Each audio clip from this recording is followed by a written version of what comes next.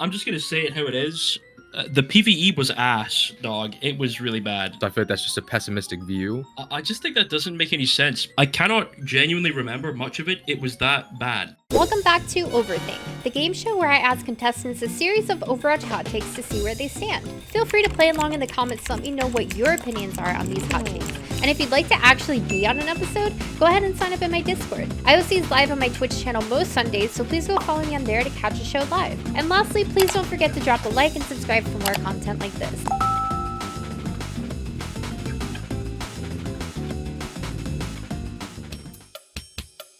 I think the game is in a good state currently.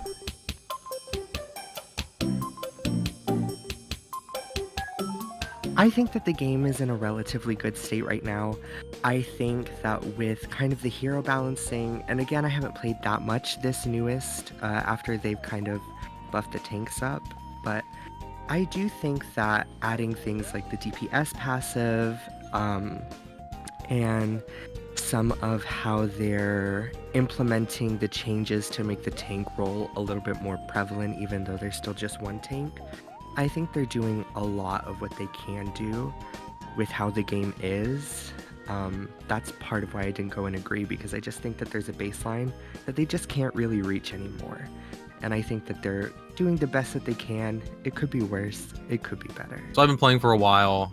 I preferred 2 tanks. That's why I'm not all the way in agree. But I think overall the game is balanced pretty well. It's still fun to play.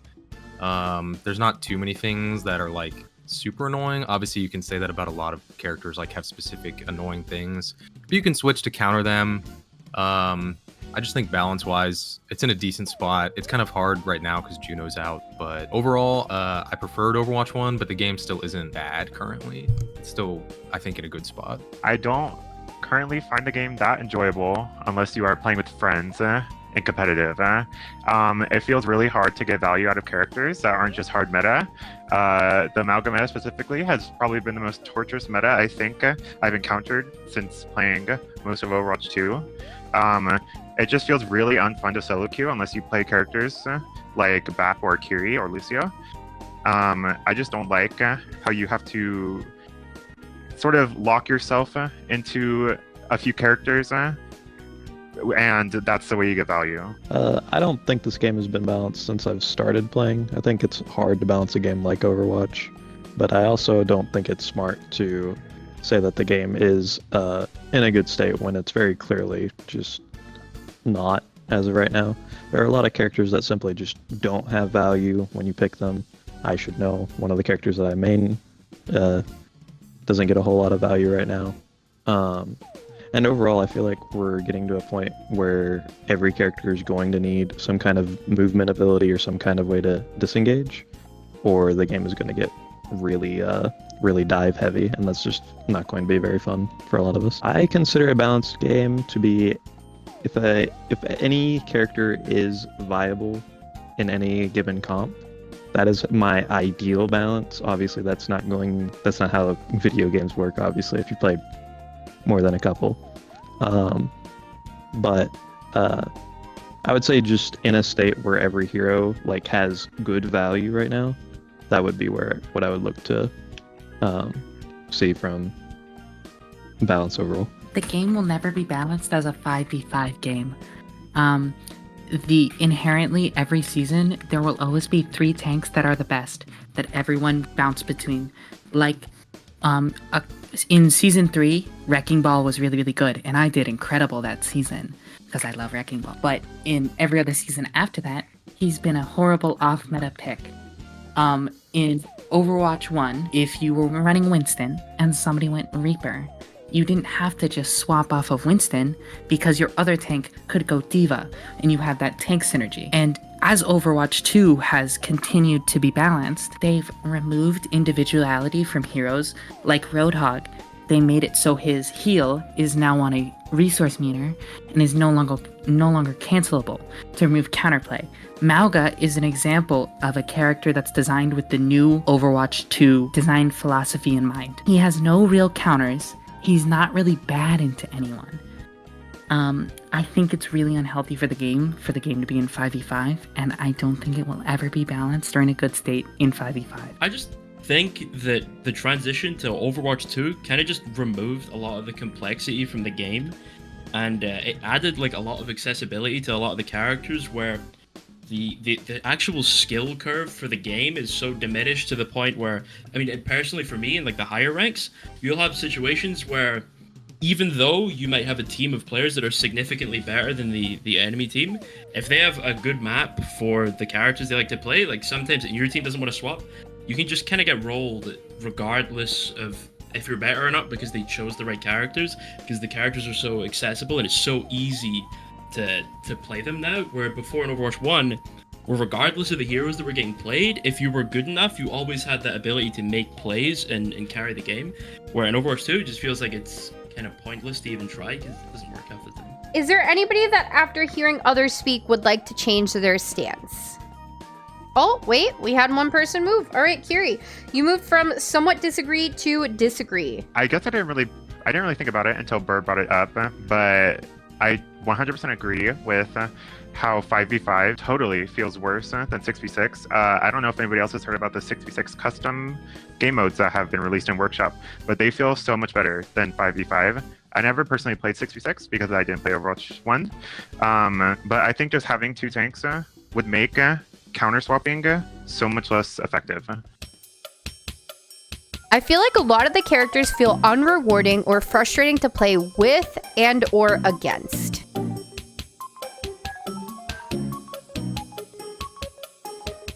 We have 5 people in agree, 2 people in somewhat agree, and 3 people in somewhat disagree. I feel like right now a lot of characters are designed to specifically counter other characters, and that just takes away a lot of the enjoyment that I would have, you know, playing into a certain character and playing into a certain role. I don't think that there's a whole lot to be said other than counter swapping is just, you know, not really fun to play against. But I feel like that's a large issue right now, and I don't feel like it's going to change anytime soon, unfortunately. Just with how the game is balanced right now. I'm very opinionated about this game. Like, I play a lot of Widow, and for the enemy team, it feels horrible for them to play against Widow if they don't have another Widowmaker. The game is completely in a state where you must counterpick, otherwise you will lose. In Overwatch 1, if there was a Widow destroying you, and you had a Reinhardt and a Zarya, Zarya's not good into Widow. You could swap your Zarya to a Winston or a Diva to harass the Widow. Now, if you were to swap around, you would have to swap your Reinhardt to Winston, and then even if I'm getting destroyed by their Winston, I'm still getting value on Widow because I'm pulling the tank away from the enemy team. And I think the game's going to become more and more like that as they add more and more characters like Mauna. I think this isn't exclusively like an Overwatch 2 problem, because there's a lot of characters in Overwatch 1 that did the same thing, where there are certain like core fundamentals of the game that some characters can kind of just bypass. And in Overwatch 1, although it was easier to deal with those things because you had like a wider variety of characters on your team, in Overwatch 2 there are certain times where regardless of your role, sometimes you literally just can't do anything. It's not super prominent in the higher ranks, but my lower rank friends complain all the time that on certain poke maps they'll be playing something like Tracer Widow and they'll be on tank, and it's like no matter what they do, they can't play the game, because if they peel the Tracer, then the Widow has no pressure and kills everything, but if they go for the Widow, then there's no peel for the Tracer. So it's like a lose-lose, there's nothing you can do. But at least in the first game, there, if you were willing to calm, you could at least organize some sense of peel while still being able to maintain a front line. I think that counter swapping is something so inherent in Overwatch. Like even in Overwatch 1, Brig literally existed to counter like the meta that was there, and she brought about her own meta because she was so powerful. She was just there to combat an entire meta. And I think that that is a lot of what they're trying to do in Overwatch 2 as well, but it's something that they can't really, like, the metas fluctuate and switch around so much because they're changing so much. And the heroes that they're releasing just keep power creeping and keep getting stronger and stronger. And they just kind of have to tweak and balance things. And I think that when it comes to certain picks now, you know, counter swapping one way is kind of fine. Like as a break main, if the tank is playing Ramatra, I can still find myself finding value. But then the DPS will switch to like a Pharah Bastion, and suddenly I'm out of the game completely. And I think it's a really negative thing, and it does make it feel really, really hurtful and like, oh my gosh, so I can't do what I wanted to do, what I'm here to do, because it's just such a zero focused way on like, okay, so this thing is getting value, let's just, completely destroy it. I think that the game has become kind of annoying to play in a sense, especially for new players. I feel like there's a lot of characters that cause a lot of pain points in the game, especially I'm going to address Mauga. It shouldn't take an entire team coordinating around a single ability and shooting a 700 HP target to bring them down. I don't think that's fair. But at the higher ranks, yeah, you can do that. That's a thing you can do. But at the lower ranks, and where Mauga is complained a lot about especially, there's not enough coordination there to do that. And it creates a giant problem with the game where if things are balanced around high elo, they are super, super like unkillable in low elo, and vice versa. If they're balanced around low elo, they're kind of terrible in high elo. I do not feel this way about every character. I do think that obviously the problem with characters like Mauga, or like when Cass was really good and when Pharah ruined season 11 for the first 2 weeks, those definitely, they feel like complete crap to play against. But otherwise, I don't have a problem with playing against most of the characters, playing as most of the characters.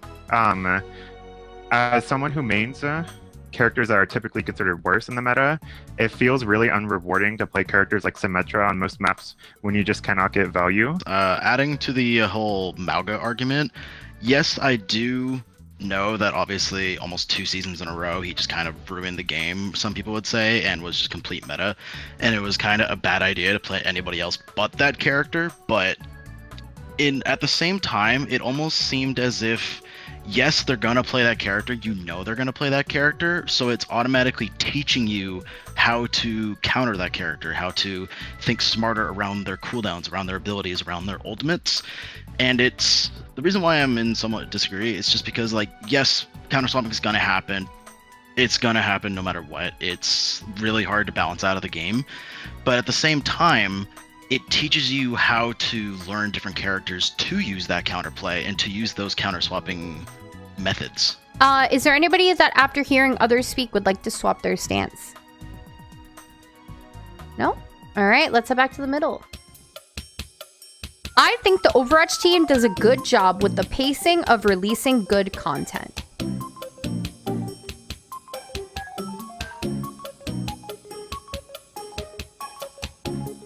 Little different than what I expected, but I was right to think that the veterans would be in the agree, or at least some of them. But yeah, there's I'm kind of interested though, because I didn't expect to see veterans in the disagree.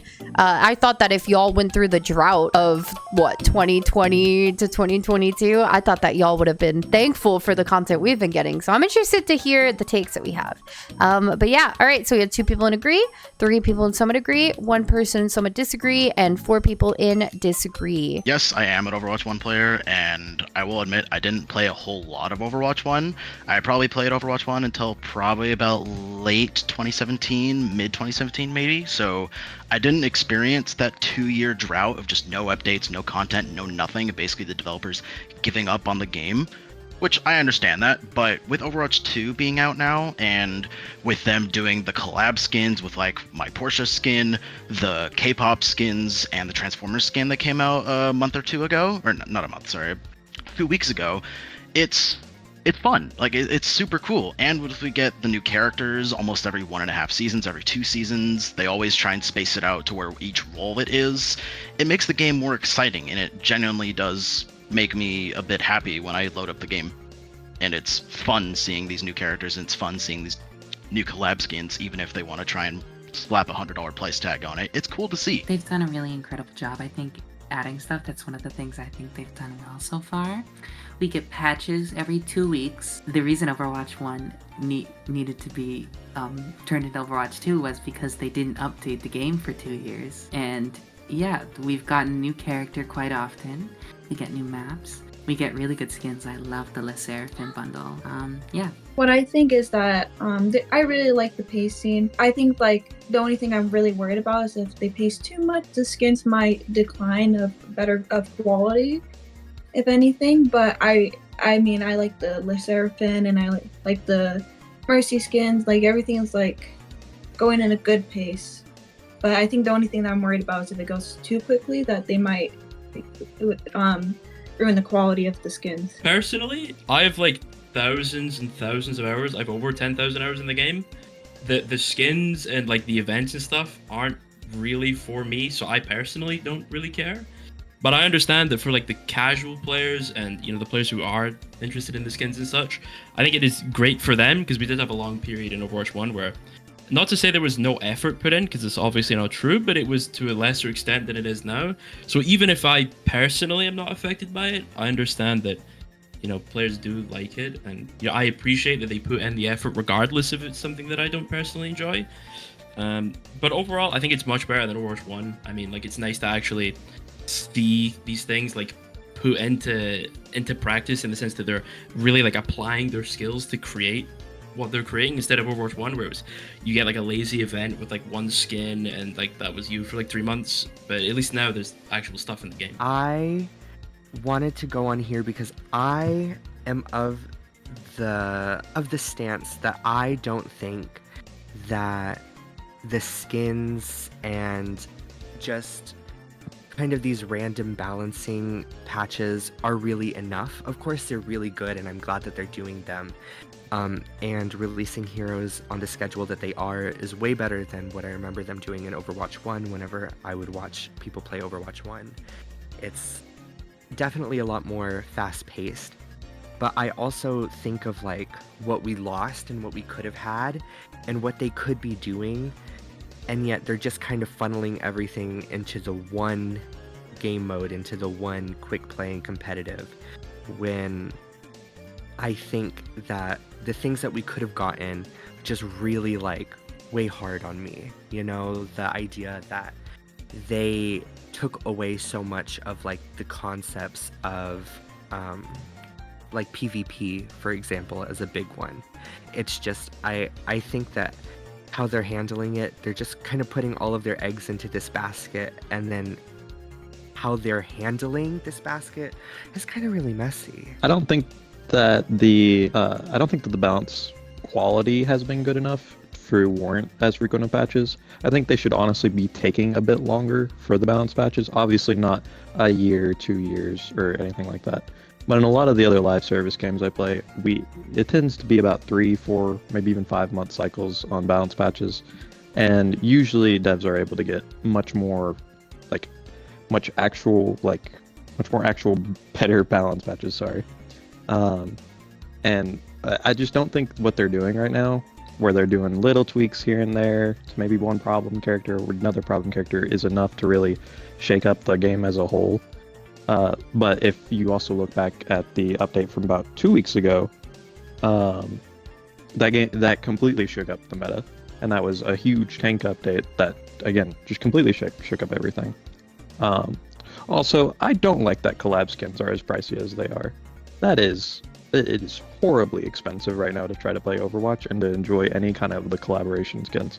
It was like $60 to enjoy the Transformers bundle if you wanted to get everything. And that's just entirely too much for my liking. So this is something that I feel pretty strongly for with basically the monetization in Overwatch 2. Like, Overwatch 1 was also releasing skins at a decent rate with the events and stuff. And instead, in Overwatch 2, they put basically all of those things behind a paywall. And even with the battle pass, it's kind of just FOMO. Like, you want to get it because then when it's gone, it's gone. They were releasing like skins and stuff, and then even if you didn't get it, you could do like the anniversary event where you could get them all back. They were releasing new characters, I think, yearly. which I think is the same as Overwatch 2. And everyone thinks about the time where they weren't updating Overwatch 1, but that was because they gave us the promise of releasing PvE in Overwatch 2, and they just straight up lied about that. And then they gave us like some subpar like story missions, which was basically the PvE in Overwatch 1 behind another price tag. So it's basically the same. They just put everything behind a price tag in Overwatch 2, is how I see it. Is there anybody that, after hearing others speak, would like to change their stance? Yeah, I would. I'm going to disagree. All right, so you went from somewhat agree to disagree. All right, why'd you swap? You know, I didn't think about game balance, but the balance in this game is actually horrible. It's really bad. Like every patch, like obviously I'm going to sound pessimistic, but I think almost every patch since the game's release has made the game at least marginally worse, if not significantly worse. I'm one of those people that doesn't like the Season 9 changes at all. I think it did a lot of bad for the game in the sense that your mechanical skill is not as awarded as it was before, so having good mechanics is not super relevant, which is good for some players, but for the overall health and competitive integrity of the game, it's just not good. And then the tank changes again were just not very good, because the tanks were actually very strong before the tank buffs, but they just felt terrible to play. So then they buff the tanks, which means that you need to counter the tanks more to deal with them because they're statistically better, which means the tanks are bound to have a worse experience because they have to get focused even more than they did before. So I think the balance of the game is actually just horrible. I like the battle pass system.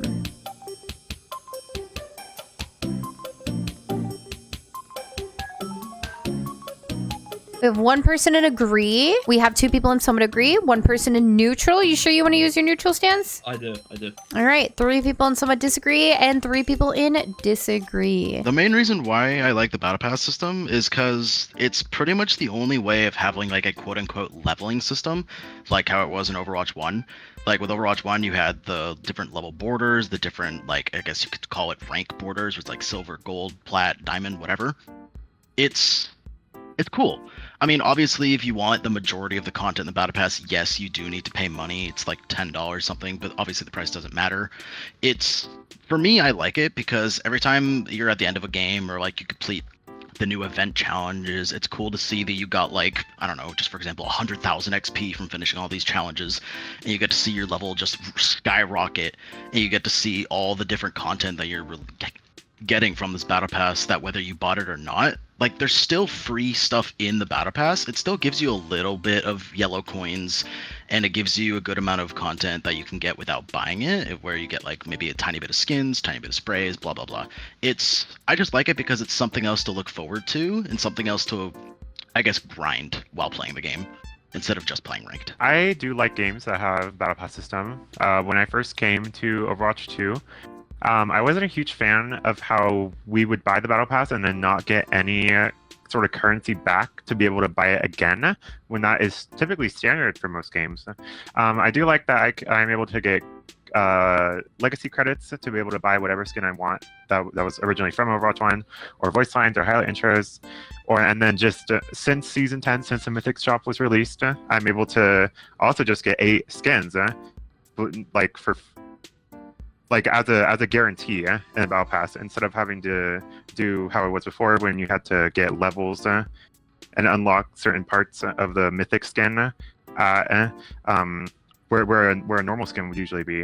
But I am also not a huge fan of the fact that some of the stuff that we get in battle pass is kind of useless. I don't see a reason for them to be giving us this much souvenirs or this much voice lines that feel like they had no effort put into them. Like I said earlier, I just like don't care. Like I have so many hours in this game.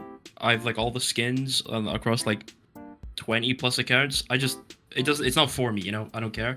So if people like it, I think it's fine, and if people dislike it, I think it's fine. But the battle pass is just not for me. Like I'll get to the end of the season, and then I'll click on it, and I'll go from like level 0 to 200. Like I don't look at it. I don't know what's on it. I just don't care because it's not my kind of thing, you know. I don't really care about cosmetics. So I started this game in mid-season 6, and before it wasn't much of a game person, so I had no idea what a battle pass was. Now, for someone who does, I like the idea of at least getting some free stuff if I don't buy it, but I feel like in recent battle passes, They barely tried on some characters when giving them skins. I found some skins from the earlier battle passes good. I wasn't even playing that time, and even if I never played the first game, I am aware of what loot boxes were, and it was all like gambling before, and it's something I probably prefer doing like that time rather than spending a lot of money now. Like now that they changed like the whole mythic skin thing, now you really have to spend way more on prisms, and I just prefer like what was it like before the changes, like getting the mythic skin from just buying the battle pass. But I see what they were trying to do, like everyone should get at least like the mythic skin.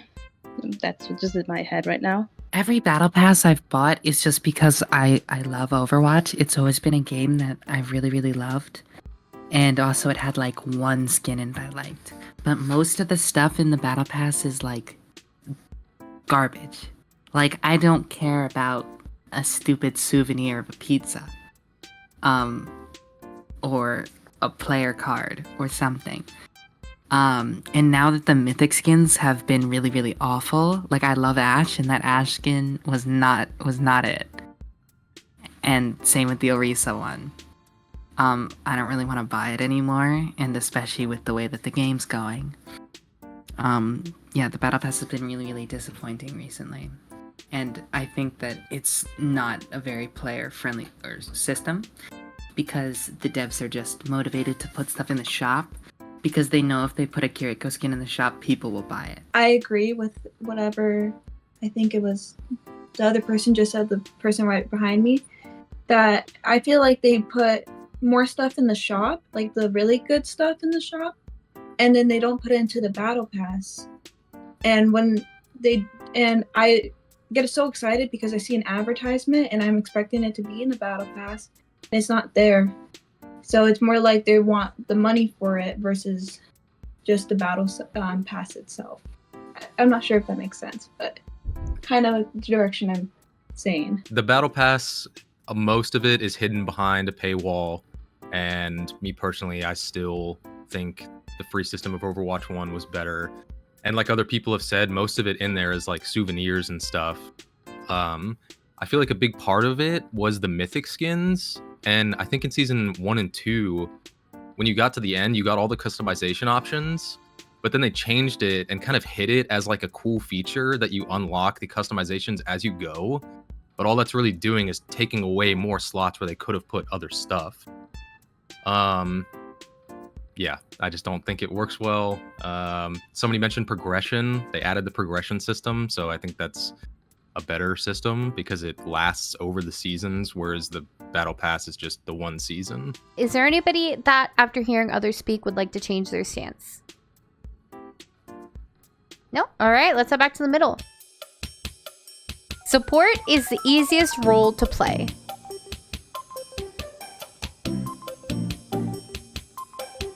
All right, we have a lot of agreeers, 2 somewhat agreeers, and 3 disagreeers. It's really interesting to see that everybody on the disagree side of the spectrum is a new Overwatch 2 player. It really makes you think if like when support to a lot of people may have seemed like it became an easier role to play, like has it always been that way? Is it something that's new with characters like Kiri? You know, interesting to think about. I have been a support main since near the end of season 2 of Overwatch 2. Trying to play DPS and tank, I feel like you have to manage so much more while playing support. There is very, very high limits to what you can do with a support role that I think a lot of people don't take advantage of. I think I am at a rank that I think properly reflects my skill, but it is just very easy to play support, in my opinion, and get value. Support's definitely the easiest role in the game. There's no other role that's so overtuned. When you think of the best cooldowns in the game, they're almost all supports. Kiriko is simultaneously one of the best duelists just in the game, and and can also heal people, and has Suzu. Kiriko can 2-shot people with a melee. Before they can even notice. Most supports, like if you're just doing bad, and you feel like you can't aim, you can't think, you can just swap to Mercy or Moira. Neither of those have really big cooldown management. You just kind of press buttons and turn your brain off, compared to playing a character like Wrecking Ball. I think support's much easier. There are hard supports, but they're being made easy. Dueling a Zenyatta, Zenyatta's one of my most played characters. Dueling a Zenyatta now feels like a raid boss. He has 275 HP, and his balls are the size of Wrecking Ball. They're enormous. It's not hard to hit them. And he has a boop on a 1 second cooldown. I think support definitely has the lowest skill floor in the game by a mile, but there are supports that are genuinely difficult. They got made easier, like Zenyatta, not super difficult, you just shoot around, but whatever. Mercy, you know, those are low skill floor characters, but there is methods and ways to be really good at these characters that I think can go above being good at certain DPS or tank characters. Okay, first up, I just want to clarify something. Zen's HP is not 275. Hasn't been for 4 seasons now. It's 225. Just want to clarify that for everybody. I don't feel like support is in any way the easiest role right now, because as of right now, I feel like if you are not at the necessarily highest peak in the game, I feel like you just have such an easy time on tank. This might change at the higher ranks. I'm open to acknowledging that. But where I'm at, just in Diamond to Master level, I can lock tank right now, and it doesn't matter how big the rank disparity is between me and the other tank. If I know how to play around my cooldowns and play around who my DPS and supports are, I have complete control over the game as tank. Same thing on DPS if I'm being completely real, because I'm a big shot caller on support. So on DPS, I don't even have to make calls or anything of that nature. I don't have to keep track of cooldowns or anything like that. I just go in and I kill people. It's great. Supports though, I have to make calls on who's positioned, where I'm using my cooldowns, when I've used my cooldowns, how I'm using them, and I have to make calls on who's at a position, who I am going to go on, and all these other things. Now you could say that that's others' roles' jobs, but I feel like that should always go to the support player as well. At a baseline, yes, support is it's relatively fundamentally the simplest role because of its slot that it has to fill. We are what keeps everyone alive, and so as a baseline, everybody thinks, oh, keep the support alive so that way we can stay alive.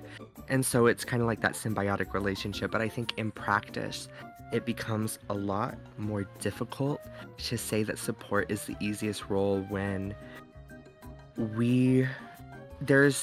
there's a lot of different supports and they fill a lot of different roles and niches, and I think you have to be so considerate and evaluative over what your team is playing, over how they're playing, over how they're positioning. And you can't just play any support anymore. It's not a thing. Because of how DPS are and because of how tanks are, I think baseline, of course, tank has to be the hardest because they have no one to help them, whereas support and DPS have another one on their side. But when it comes to support, a lot of how things are, especially for like the older supports who maybe haven't had as many changes or who aren't as new and as fine-tuned as the newer supports, it becomes a lot more difficult to really find value, especially when you begin really starting to play good and help your team out, because then you just get targeted. And so what are you doing there? Is there anybody that after hearing others speak would like to change their stance? You're gonna use your one neutral stance in the whole show? All right, you move from disagree to neutral. Why? This is just, I was thinking, I feel like support is really difficult, but I also play only like shooter games. So I was really good at, I feel like I'm really good at DPS more of, like with shooting, and I feel like it's easier to know where to aim and stuff like that. But with support, I find it just more difficult for some reason. So I feel like it's more of just a type of person you are, with like, oh, you might fit more into this category, you might fit more into this category, and that's the point of the game. But I wouldn't say like anything, everything there. Just for me, it's tank and support are hard for me, but DPS wise, it's easier for me. Scrapping PvE was a huge mistake.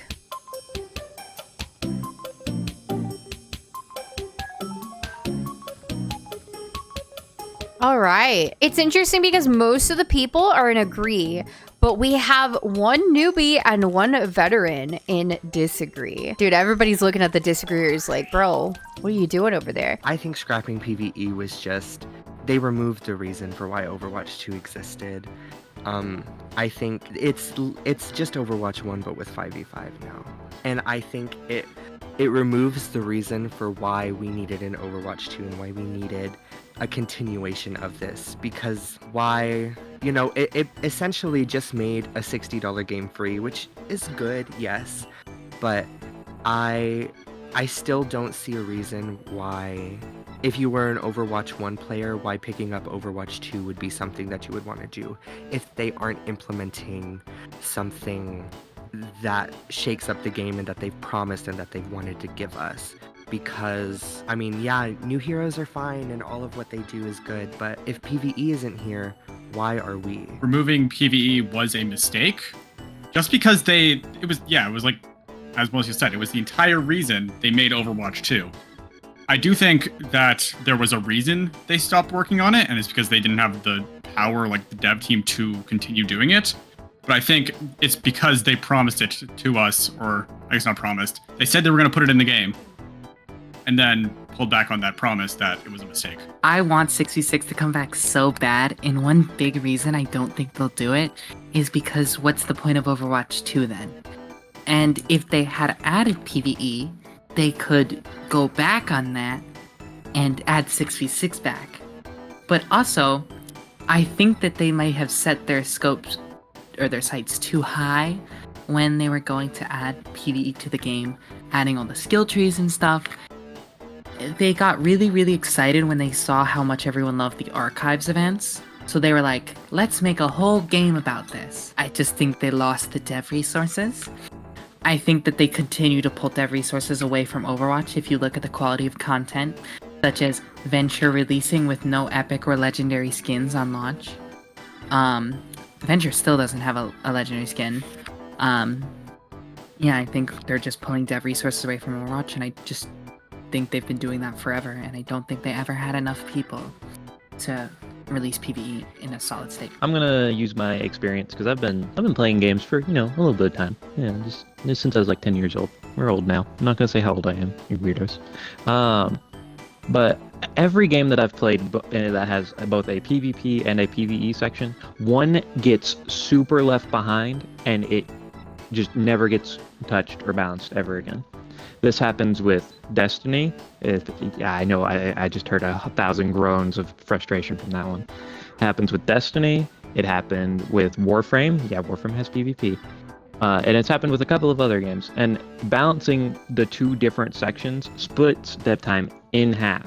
It makes it so you just never get any meaningful changes on either side. Or it takes a much longer period of time for those changes to go into effect. So if you have, again, I don't think it was necessarily the right move to remove PvE, but I definitely think it is better that we have it removed so we can focus on balancing the main game that most people are here for, instead of just trying to throw dev resources two different ways with, again, how badly the quality of content has gotten so far. I'm just going to say it how it is. The PvE was ass, dog. It was really bad. And to think, like, obviously, when they released Overwatch 2, they did it with the intention of having PvE, but I'm sorry, if they kept releasing PvE to the standard that it had originally released at, everyone would hate it, so I don't see why anyone would keep it, because it was just terrible. Like, maybe the story was okay in some parts, but, like, genuinely, the gameplay was honestly the most boring PvE experience I've ever had in my whole life. It's just like little robot guys that are walking around at, like, 0.5 miles per hour, and you shoot them. And they fall over, and you just do that for like 45 minutes, and then the level is over. It was just terrible. We have some people disagreeing with you, I think. Spark, are you out here disagreeing with what Top 500, by the way, is saying? Or are you just doing a little dance? No, I'm disagreeing. I think you're talking about the PvE, like the Overwatch 2 one they released, or any of the other ones, because I know what you're talking about. Those did get boring after a while, but what they had said was it was going to be its whole like complete story. They said it was going to be akin to like a World of Warcraft kind of thing, where there was a bunch of different bosses. You had so many different skills to like work with your team and use them. And if it had came out and they went that route, then it wouldn't have been like the repetitive, boring thing you're talking about. So I feel like that's just a pessimistic view. I just think that doesn't make any sense because your argument was if it wasn't terrible and it was good, then it would be good.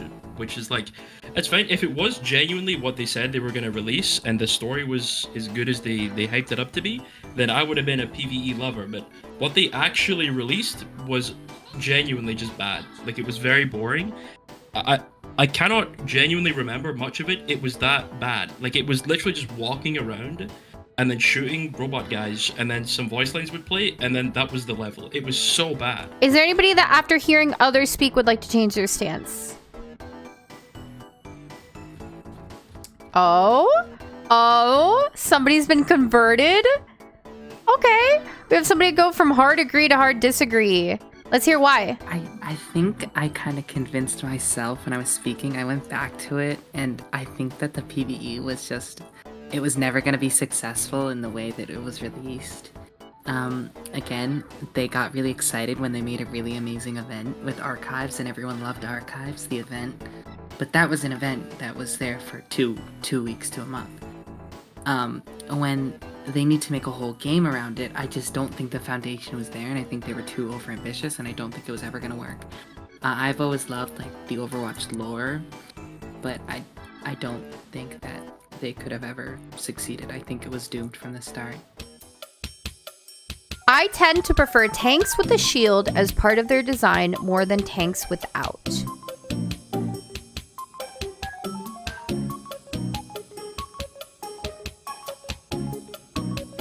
All right, chat, we did it. We have at least one person per stance. Woo!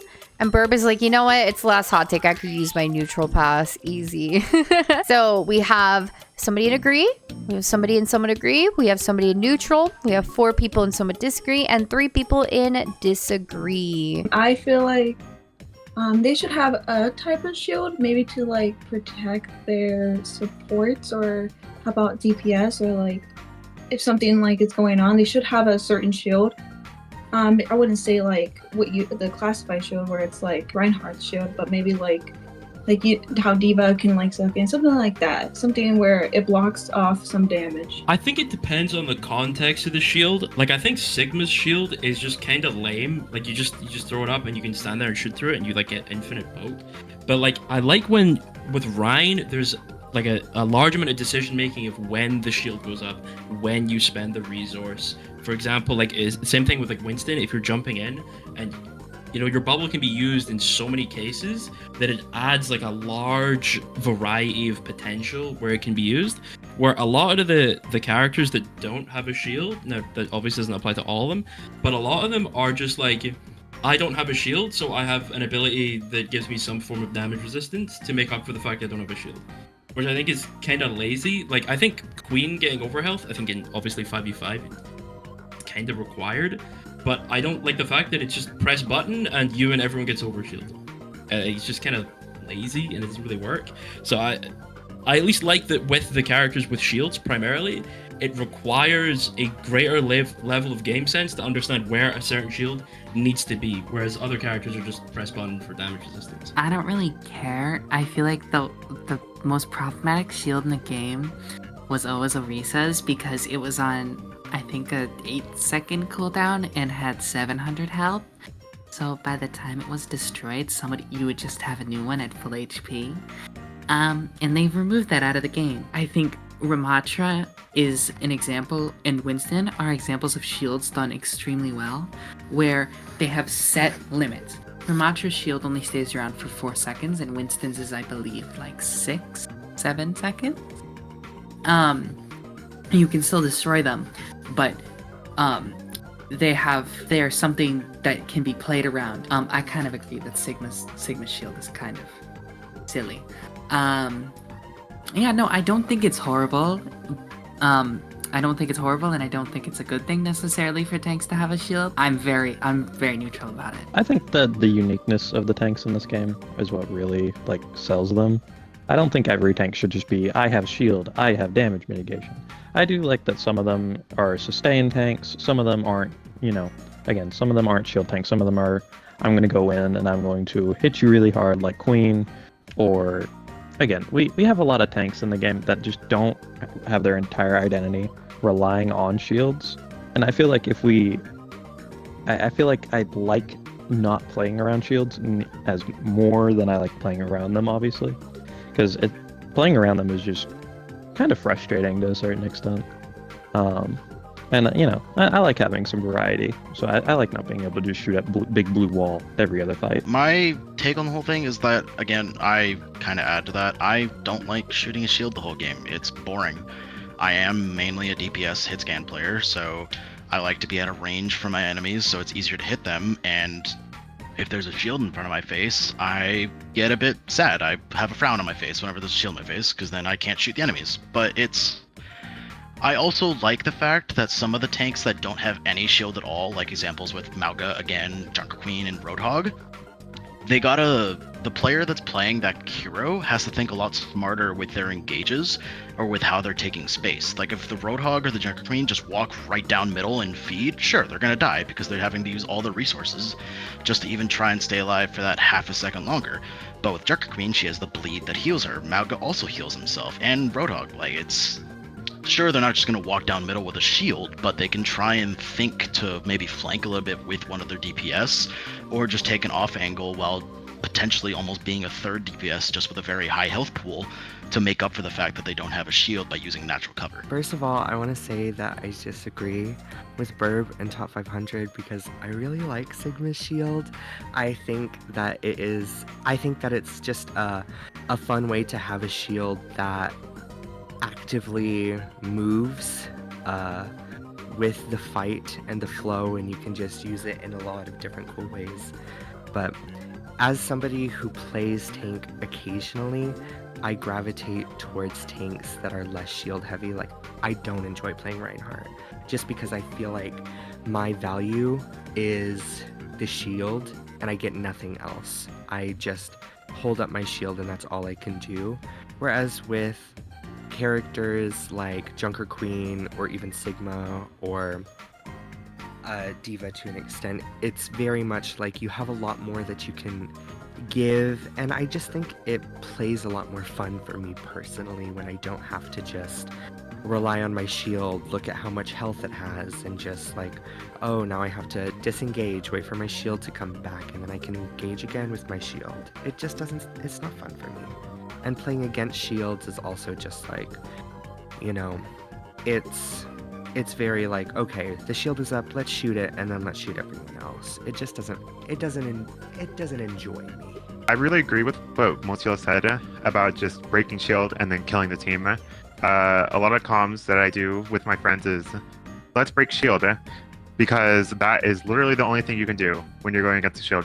You break it and then you move. I don't think like shields are necessary at all. I'm a support player personally, and some of the most fun games are running like a Lucio and going in and like enabling like a Junker Queen or a Doomfist and just kind of running around with them. I feel like a lot of times when you have a shield tank on your team, it's more about who can like just get a pick, or like other people have said, just shooting the shield, and whoever has more shield break wins. It's just like a lot less interactive. I feel like comps that have a tank without a shield, like it's just more interactive. Like it's more fun to like move around and use the geometry of the map to try to find openings versus just walking forward. Is there anybody that after hearing other people speak would like to change their stance?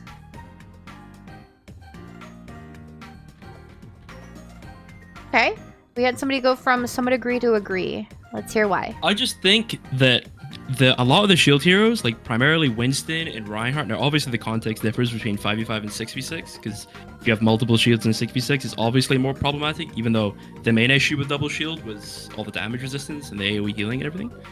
But when you have a tank that focuses on their shield being their main force of mitigation, they tend to be more skewed in the direction of more reliant on that, which gives them less things like damage resistance, which I think is just super lame. Like Orisa Fortify is like just the most lame ability in the game. It's just press it and you get damage resistance. You don't really need a brain to use it.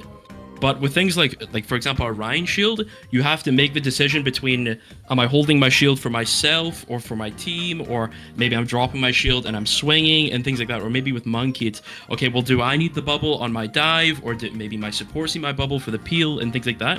Whereas a lot of the other tanks, because they don't have the shield, their form of mitigation tends to be team-based, which means that everyone is getting some form of mitigation, even when the intention was not to apply the mitigation to that character.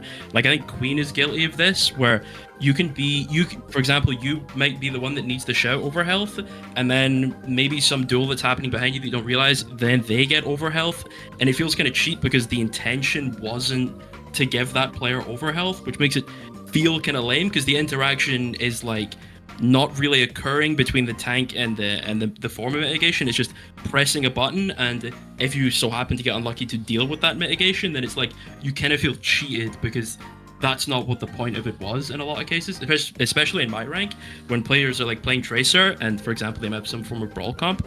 When the Tracer goes to dive the support lane, and the Queen wants to go aggressive at the same time, the supports are also benefiting from the mitigation, even though that's not what the Queen's intention was. So I feel like it's kind of cheesy to have to deal with certain things where the intention wasn't there. That was the last hot take that I have for you guys. We always like to end the videos, or I guess I should say I always like to end the videos by having you guys ult the camera. Kiris, that might be a little bit hard for you, but Divas, you can line up a good little shot here. And while you're ulting the camera, just let everybody know to subscribe to Crystal Rain. All right, ready?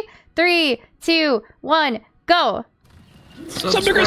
Subscribe. 2 to the 1 to the 1 to the 3. I play easy mode and I play to win. I love to die and I like to BRB. All systems checked out. Group up with me. 2 to the 1 to the 1 to the 3. I'm here to party. GG. A giant gorilla can keep up with me. You can't be